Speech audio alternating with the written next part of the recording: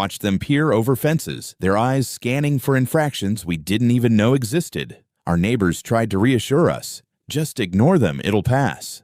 But the unease was growing. The whispers at community meetings hinted at a deeper problem. A few individuals within the HOA had begun using their positions as a source of power, relishing petty authority. Soon the fines piled up. Minor offenses, an unauthorized welcome mat, a slightly overgrown bush, a trash can left out for a few hours too long, became opportunities for harassment. Each notice hit like a slap in the face, and every inspection felt like an invasion. I remember opening one letter, heart sinking, as they claimed our holiday decorations were excessive and disruptive. The absurdity was maddening, but the threat of thousands of dollars in fines made it impossible to ignore. Then the neighbor interference began. It wasn't just the HOA anymore. Certain residents seemed to take pleasure in reporting minor infractions. One afternoon, I caught a neighbor watching our backyard from across the street. A camera lens glinted in the sunlight as they scribbled in a notebook.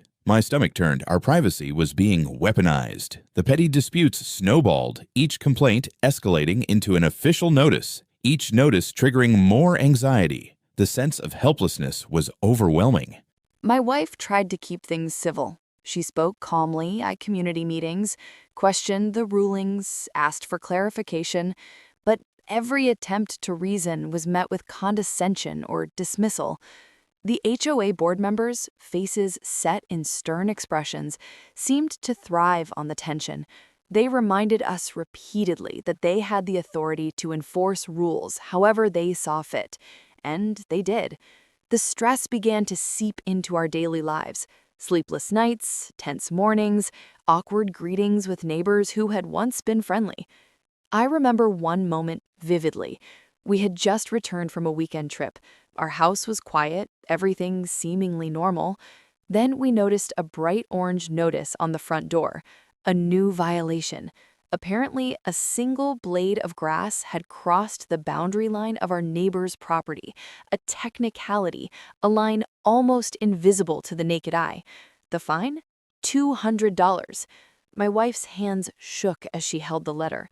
"This is ridiculous," she whispered. "They're inventing rules now." I didn't argue. I just felt the gnawing tension of inevitability, like being trapped in a game with rules that changed by the second. The psychological toll was relentless.